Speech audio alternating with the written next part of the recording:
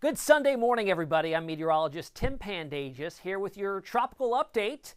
Two named storm systems, one brand new tropical wave, and something you'll notice right off the bat, Fred is back to life, back to a tropical storm after spending about 24 hours as a remnant low. After that land interaction with both Hispaniola and Cuba, it has regained tropical storm strength. It joins Grace, and we've also got Invest 96L out in the central Atlantic, just to the north of Bermuda, not right now impacting anybody, and it's got low chances of developing. All right, so like I said, Fred has returned to Tropical Storm Grace, taking almost an identical track to what we saw Fred do just about 5 days ago, moving through the Caribbean islands, and that new disturbance 96L. Today is August 15th, and that's a notable date in terms of hurricane climatology. For some, today is considered the start of the real hurricane season because after this date is when we find 85% of all hurricane activity. It starts to ramp up quickly through the second half of the month, approaching the peak around September 10th, September 11th, and then slowly backing down through October and then wrapping up by November 30th. All right, here's a look at Tropical Storm Fred now. The newest advisory, we had one at 7 a.m., and then Hurricane Hunter aircraft actually was out within the storm during that first advisory. And then they relayed back data, and NHC said, you know what, we'll do a special advisory here at 7:40 and upgrade it back to a tropical storm because it has regained that strength. We had a flare-up of convection here. You can see that nicely on the infrared imagery. The colder cloud tops indicated by the whites and the black shading there, and it's starting to wrap itself around the center of circulation. If that continues, which it likely will, it's over a very conducive environment for development here, warm ocean waters, high ocean heat content, and it's looking likely it stays over this for a little while longer because it's expected to drift its way southwest and then head north. So we're looking at least another 24 to 36 hours over the open waters of the Gulf of Mexico. All right, here's the track on that Hurricane Hunter aircraft mission that still is within the storm, gathering information to put into the models for this afternoon's runs to see exactly what this storm will do. Some of the outer bands are, in fact, moving on along the west coast of Florida, bringing some squally-type weather, but the majority of any activity or any wind is really offshore. Here's visible satellite. It's early in the morning now, so just getting the first few images of the storm as the sun comes up. But you can certainly see that there is a center starting to see the circulation or the convection wrap around over the coming hours. And water vapor, a little bit more impressive too. Not a whole lot of dry air. Certainly none of that dry air is getting wrapped into the system, and we're not dealing with a whole ton of wind shear. Radar coming in out of Key West, so we are, if you look closely, the radar beam shooting very far out. It's at a higher elevation, so we're just getting the tip tops of these thunderstorms. But you can see some circulation there, pretty much due west of Fort Myers, maybe southwest of Fort Myers and Sarasota there, and it is lifting, well, actually drifting to the southwest slowly over the next 12 hours. I want to show you the brand new track update here for you because there is that drop to the southwest for about the next 12 hours or so. Here we are at 1 o'clock this afternoon, still at 40-mile-per-hour winds, so not a whole lot of strengthening here in the short term. Then it starts to jog its way north. It's going to take advantage of a weakness in the ridge that's sitting over the Atlantic, start to move northward, strengthen a little bit more, up to 50-mile-per-hour winds, and by the time we get to Monday night in early Tuesday morning, we could be looking for a landfall here near Pensacola, maybe all the way over to Panama City, maybe as far to the west as Mobile Bay, as a 50-mile-per-hour tropical storm.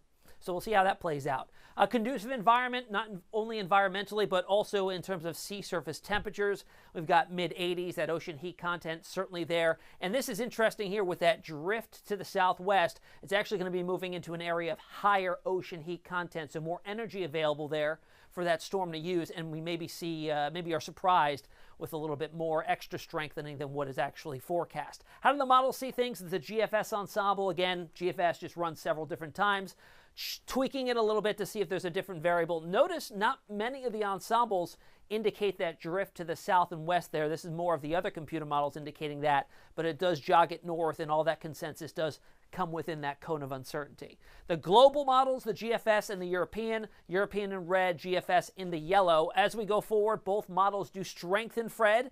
into what potentially could be a higher-end tropical storm by the time all is said and done at landfall by Monday night into early Tuesday. GFS progs it closer to Panama City. European lags behind a little bit, maybe closer between Mobile Bay and Pensacola as it drifts northwards into early Tuesday morning and then rapidly weakens. In terms of the wind field and the threat for potential tropical storm force winds, chances have gone up a little bit, 50-60% as you approach the Florida Panhandle over to Mobile Bay. We'll see maybe some gusts up and over that. So not terribly big wind event. It's going to be likely a big rainmaker, though, in those areas Tuesday night or Monday night into Tuesday. Now let's jump over to Tropical Storm Grace. Not a whole lot of change in this system in the last 24 hours. 40-mile-per-hour winds, barely a tropical storm, satellite presentation.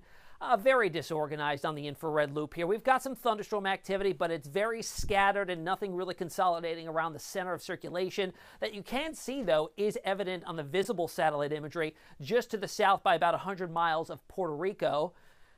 Water vapor imagery, not a ton of dry air, but it is on the heels of the system, and it may loop inwards and have to deal with some of it getting looped into the circulation here. On top of that, the land interaction that it's forecast to undergo in the next 24 to 48 hours as it tracks very similar to the way where Fred did about 5 days ago. Now, tropical storm watches and warnings are up. Puerto Rico, the U.S. British Virgin Islands under the warning, and then Haiti is under the tropical storm watch. Keep in mind, just yesterday morning, there was a major earthquake in Haiti, a 7.2 magnitude, and you see this track, the forecast track of Grace. So this is likely going to impact the rescue efforts there. Any sort of weather would impact those, but nonetheless, a tropical system not looking all that good. Comparison to Fred, it's like threading the needle or hitting the bullseye twice. The highest peak in the entire Caribbean located here, Pico Duarte, 10,000 feet. Fred pretty much tracked right over it, and then you've got Grace's forecast track, and the cone bounds on either side, east and west, could potentially move over the exact same area there. And we saw what that land interaction did to Fred. It destroyed it. It took about 36 to 48 hours for it to regenerate, so we may be looking at the same sort of scenario play out for Grace. There is the long-term track estimate here, taking it along the north coast of Cuba, skirting it there, and then entering the Gulf of Mexico by the time we get to late this week. So a lot of time to watch this, a lot of time to see what the evolution looks like after that land interaction. Let's look at the models now. Here's the GFS ensemble again. The model run different times, changing the variables just a little bit, tweaking it at initialization. A lot of uncertainty here really kind of early on. Some of the ensembles say it's very, very weak, it's going to stay weak, and a weaker system would drift a little farther to the south, which is what some of these members are showing here. Some members are saying it stays moderately strong, maybe strengthens a little bit, staying within that cone of uncertainty through the forecast period. And even some trend a little farther north, indicating the system maybe being a little bit stronger than what it is currently forecast to be. So we'll have to see how that looks. Now, all the other computer models here, kind of similar, although a lot more drop it much farther to the south, meaning that they're seeing it as a weaker system. And if that's the case, it'll stay weak, missing the land interaction, but it's going to be in the warm waters of the Caribbean and then eventually maybe drifting its way into the Gulf of Mexico. So a weak system in the short term could lead to a stronger system in the longer term.